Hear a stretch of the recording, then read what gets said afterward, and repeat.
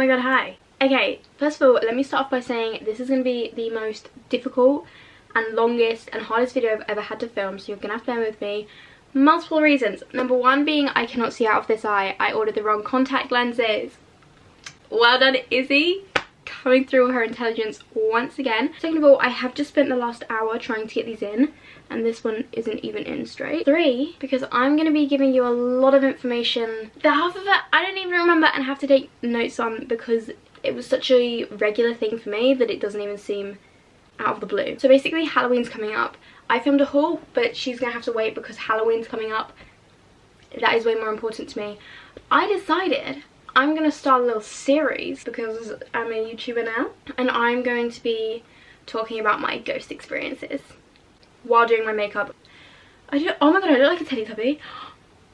I've always grown up in haunted houses. This sounds so dumb, but I've always grown up with ghosts and had paranormal experiences, some of which I cannot prove, but people are still going to call me a liar. How do I explain this without sounding like a literal idiot? Basically, if you don't believe in ghosts, if you don't believe in paranormal experiences, just leave. Or if you're interested, stay. But don't comment anything mean, because I am not going to take that very well. Ever since I was younger, I've always had ghosts. Had ghosts in my house. Every single house I've lived in has been haunted. Ghosts cling to negative energy, and I had these ghosts follow me throughout my whole life, and it's really weird because as soon as that negativity left my life, so did the ghost. Like, just instantly, it was the weirdest thing. I'm going to do 3 episodes, and in each episode I'm going to be telling you about my paranormal experiences with each of my 3 ghosts. Does that sound fun? Because that sounds really fun to me. Also, another thing, whenever I start talking about this stuff, it makes my eyes water because it makes me really, really scared and reminisce on the past because I've blocked half of it out of my brain because it is a really scary thing to me. Like, it's kind of fun, but it's really scary. Watch my eyes water, watch my contacts fall out and my makeup be ruined, but it's fine because it's a fun video. This episode, I'm going to be talking about the little boy that followed me through my lifetime, and I'm going to be turning myself into a clown because this little boy loved to play pranks. And who else loves to play pranks? Who else loves a good laugh? A clown. So, sorry for the longest intro ever. I'm going to get started now while trying to give you as much information as possible. Once again, if you don't believe me, that's fine. That's your own opinion, but I'm not lying. But also I can't, like, if you don't believe me, just don't believe me. Do you know what I mean? But I'm not lying. Without further ado, let's turn me into a clown. Okay, I've got this far because I started talking and I felt like an idiot because it sounds really dumb. We're gonna try again. So my first encounter with this boy started when I was about 5 or 6 years old, and I lived in my house in Cornwall. Basically, my room was set up so that my bed was in the corner, there was a window next to it, and then my door was at the end of my bed. So when I was going to sleep at night, all my lights would be off except the landing light outside my room, which would light up a little bit of my bedroom. And every now and again, I don't remember much because I was literally 5 or 6 years old, but I just remember screaming and crying and like not being able to breathe because I was so scared, because somehow there was a shadow being projected onto my wall of this boy walking towards me. Like, not just walking in a shadow, like it seemed like the shadow was like looking at me and walking towards me in my bed, and I would scream and I would cry until someone came and sorted me out, you know? And obviously because I was younger, my mum would always tell me that it was like the lights from the outside, you know, like someone walking past in a street lamp. And I always then had this vision in my head that there was like a park outside my house, you know, out that back window there was a big park and there were just street lamps by the path or something, and that's how someone was being projected walking onto my wall. I always believed this, always just thought that it was just someone out for a late night stroll, till I found out a few years ago when I was talking to my mum about that little boy outside my window, because like I said, he kind of followed us everywhere. It turns out there never was a park or any paths outside my window except more and more houses. Therefore there would have been no possible way for there to be a shadow like that projected onto my wall, especially at that angle of the person walking in that angle at my wall. It wouldn't have made sense, it didn't work like that. So where was that shadow coming from? How was that walking towards me, and how was that a regular thing? Kind of blows my mind. But that's kind of something you can probably debunk. Like, it could have been someone in a house, could have just been my imagination. I was younger, I don't know, but that's just the start of this boy. So like I said, that was my first encounter with a ghost, or with that little boy. The next encounter I had with this boy was in this current house where I am now. When we first moved into this house, I was a lot younger and a lot shorter, so my room was up in the loft upstairs because I wouldn't bang my head on the ceiling like I do now. And every night when I was going to bed, when I was getting ready to bed, I was always too lazy to put the light on for some reason, which was so dumb. Like, now looking back, just literally turn the light on, Izzy, do you know what I mean? I was always a hardcore skincare fanatic, you know? So I would be moisturising before bed in the dark because I was too lazy to turn the light on, and somehow there would always be that shadow, like I saw when I was younger, behind me in the mirror. I would see that reflection of the shadow in the mirror. Sounds dumb, I know. Once again, this made absolutely no sense to me because, like, how, like, there was no way for it to reflect into my room like that, especially because my door was shut, so the only light that was coming in was like underneath my door and onto the wall, but the walls were also angled, so there was no way for there to be a perfect human there, especially because there was no other human there. Like, it was just me, and it wasn't my shadow because the light wasn't shining in the right place for it to be there.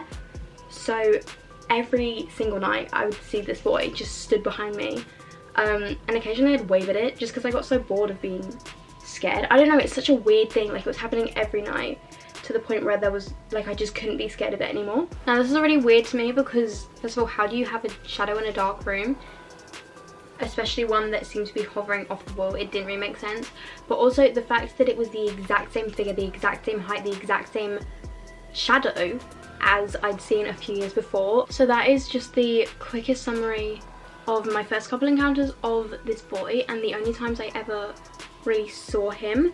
Other than that, it was more hearing things, and that, believe it or not, was scarier than seeing what could potentially be him. Like I said, when this was all happening, I was sleeping in the loft as a loft conversion, obviously not just willingly up there in the dark. That would be a bit weird, but I mean, we wouldn't really expect anything else from me at this point, would we? This was probably when I was about 13-14 years old.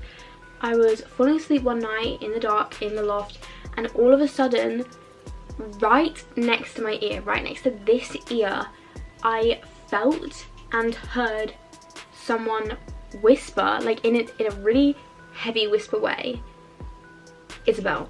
And it was like, "Isabel."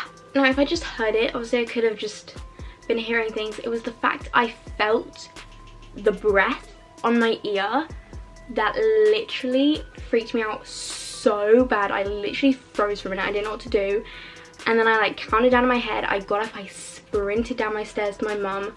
I told her what just happened. She didn't believe me, of course, so I went back upstairs and I slept with my lights on at the age of 13 or 14 for the next week or two. That's how terrified I was. Another part that's weird about that is no one calls me Isabel apart from my mum and my sister. Only people in my household call me Isabel, basically. So it did seem like something had been listening to the stuff that was happening in my house, and decided to just recreate it, you know, whisper my name in my ear, which was always really fun. So that happened. I slept with my lights on for a few nights, and this is when I started telling my friends about how I had a haunted house, because other things were happening at the same time, not just this boy. Like I said, there were other ghosts. So anytime anything paranormal ever happened in this house, I would instantly go and message my friends, first of all so they believe me more, because like I said, it's not a very believable topic, is it? Like, especially if you don't believe in ghosts, and also just so I had someone to tell, to make me feel better about myself, because this was driving me insane, to say the least. Also, I forgot to say, the main person that I would go tell all this was my friend Farah. So Farah, if you're watching this, please help me prove my point down below, because Farah experienced stuff too, and it was just really, really weird. So yeah, that's all. Now, as more and more started happening with this little boy, it became obvious that his like living place, his place to be, was the loft, which was where I slept and where I basically spent a lot of my time. The way my loft conversion is you go upstairs and you have the room on the left, and then we still have half of the regular loft on the right, so it's like a half loft conversion and half of it is still storage and stuff. I would fall asleep in my bed at night in the loft on my side, and occasionally you'd hear like scratching coming from inside of the other side of the loft, and both my cats were downstairs. I would regularly get up and walk over to the loft to open the loft because I thought my cat was stuck in there. That's how it sounded. It sounded like my cat was just trying to get out, but there was no cat in there. Just regular scratching on the door. You'd think as stuff like this would happen every single night as well, and more regularly, you'd stop being scared at a point. But it was always a weird thing because it always felt fake. Do you know what I mean? Like, as humans, we're only meant to believe like what we see. Like, if it's there, it's real, but if it's not, then it's just like a conspiracy or whatever. So trying to like comprehend the fact that there was someone else in that loft with me was always a really weird thing. Anyway, so a couple months passed, and like I said, I was a teenager, so I was growing, and I got too big for the loft. Like, I would hit my head, I couldn't sleep up there anymore, it was just a bit of a hassle.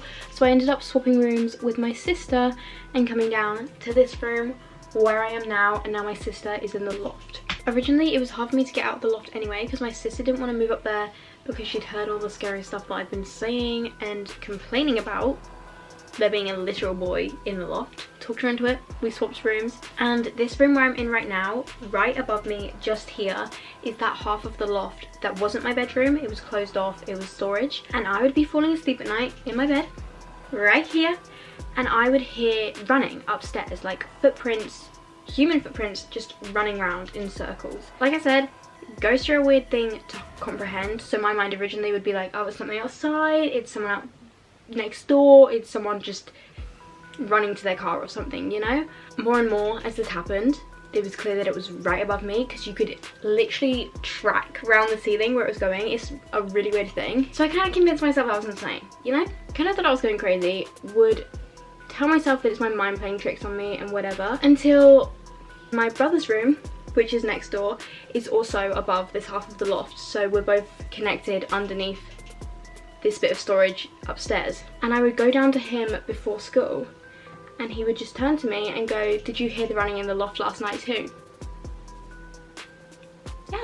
Yes sir, I did. Not only that, but it became such a regular thing that when we would go downstairs in the morning to get ready for school, we would sit there and talk about this boy, both of us referring to him as the little boy in the loft, as if it was just a normal thing. That's how regular it became to us. Now that's when it obviously became apparent to me that I wasn't going insane and that there was some sort of spirit living in the house, and we would talk to my mum about it, we talked to my stepdad about it.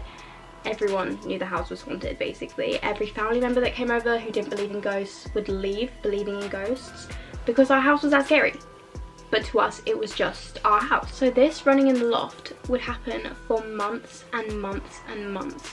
So like I said, it became such a regular thing, a regular topic of conversation for any of us to talk about because we were so used to it at this point. Like, it was like having a pet. It was just there, it was just living with us and no one questioned it. It was just a thing. And life stayed like that for a while until one night I had the scariest paranormal encounter, the most paranormal experience I've ever had, and the most scariest experience, and the most real thing to me. This was the thing that felt the most real, even though I didn't see anything in this experience.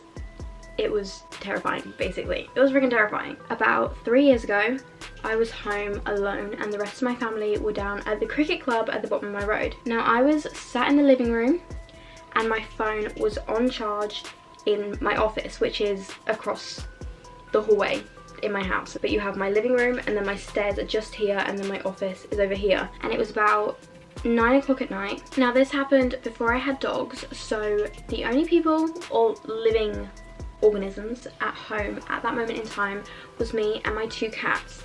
And I was at home watching Keeping Up with the Kardashians in my living room, and all of a sudden I heard the running in the loft. And even though this was such a regular thing to hear this running in the loft, it would always be when other people were home. First heard these footprints, I couldn't tell if it was just the TV or if it was actually the little boy in the loft. So what I did was I paused the TV for a minute and listened, and it was definitely right above me. My living room is right below this floor, so obviously 2 floors right above the loft, and it was definitely the little boy running around in the loft. So all I did was pause the TV, listen for a minute, turn the volume up, and just carry on watching the Kardashians, and hoped that my mum would come home soon, because I was terrified. After a few minutes had passed of this boy running around the loft back and forth, something happened that had never happened before. And basically I heard the footsteps stop, and I heard them stop because they were very loud, echoing through my house. So I paused the TV, and all of a sudden I hear jumping, like literal human jumping down the stairs from my loft. So that boy was just coming downstairs, just decided to take a little house tour, which once again had never happened before, and I was home alone. Let's stress the fact I was home alone. As I said as well, my phone was in the other room, and to get to that room I would have to pass my main stairs, which is right by where the loft stairs had come down. So I wasn't getting off that sofa at this point. I was not risking walking past that landing. Even though it was very clearly human steps, I blamed it on my cats, because what else could I blame it on? Like, I could literally hear someone jumping down my stairs. So I blamed it on my cats. I turned the TV up, I prayed that my mum was coming home soon, and carried on watching Kourtney Kardashian having a go at Kim K. After I heard that jumping down the loft stairs, there was kind of nothing for a minute. It all stopped, and once again a couple minutes went by of me watching Keeping Up with the Kardashians, and something else started to happen, as it always does. Okay, hang on, I need to concentrate and cut my crease, and I'll come back to you in a sec. Wait, I should probably do lashes. Okay, I'm gonna do lashes, and then I'll be back. Oh my god, I'm back. It's been a while. I can't even remember the last thing I said. I think it was about the stairs. A few minutes had gone by again. The jumping had stopped because the boy had clearly reached the bottom of my stairs, and all of a sudden I heard running. Like, not just a light little jog, like literal sprinting. If you've seen The Visit, it's got that guy from like Alexander and the Terrible, Horrible, No Good, Very Bad Day in it, and also a girl from The Society. They're in it. It's a very good movie. I kind of recommend watching it. There is a scene where the grandma is running around upstairs, and the noise in that scene of her footsteps is the sound that I heard when this running started. This boy had decided to take a trip around the whole house. He was running into this room, he was running into the bathroom, he was running into my mum's room, and then back round to my brother's room, which was behind the stairs, and just on repeat. And you could hear it, and he was sprinting, and he was doing this circuit. Now once again, like I said, I was blaming it on the cats. What else was there to blame it on? I could hear it right above me. This is when I decided to look down and look to my left. Both of my cats were fast asleep on the sofa. Both of them. Not just one, but both. So that kind of ruled out everything. It was just me at home on my own. My cats weren't making the noise. My camera battery's gonna die. I'll come back in a minute. Okay, so I've low-key finished my makeup because I kind of got a little bit carried away. But back to what I was saying. So the cats were both next to me. My phone was in the other room. No one was home. It was just me and this little boy running around upstairs. Oh my god, that's really scary. My phone is still in the other room. No one has come home at this point, and it's just getting later, and there is nothing I can do. Like, there is no way I can get out of the house without passing this thing running upstairs. I'm literally terrified, shaking, just waiting for someone to come home. A few minutes go by, once again, Kourtney Kardashian on the TV, and the boy has stopped running. So with my house, you have the loft, you have the loft stairs, you have the upstairs bit, and then you have the stairs that come down right by my front door, and then my living room's here, which is where I was sat.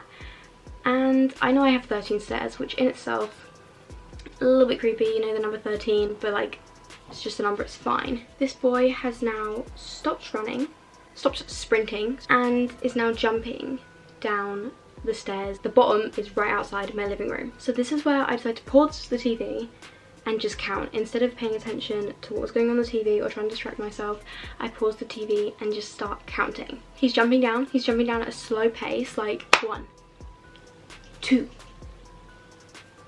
3, you know, each and every stair. And it's just getting louder and louder and louder because he's getting closer and closer and closer to me. It gets to stair number 12. He jumps. It's like 11, 12, and just as it would have been 13, which is the bottom and where I would have seen him from the sofa, my mum walks right in the door. I instantly start bawling it, like I'm crying. I'm running to her. I'm like, Mum, there's someone in the house. Like, I just heard it. I'm crying. My sister's there, who at the time was 9. Her friend was there, who was also 9. Her friend's mum was there. My mum was there. I was having this fat on mental breakdown in front of people I didn't even know and had never met. And that is the way they met me having a mental breakdown over a ghost. So I start crying to my mum. I'm literally sobbing. You know when you're crying so much you can't even breathe? You're like... Yeah, that was me. And I go to my mum, I'm like, there's someone in the house. You can check out, there's someone in the house. Nothing. They looked and nothing. No one was there. So... can't really explain that one for you. But I know it was real. It sounds really fake because I didn't see anything. But that is so real to me, and that is enough to prove that ghosts exist. This was real. There was a ghost in my house. There were multiple ghosts in my house.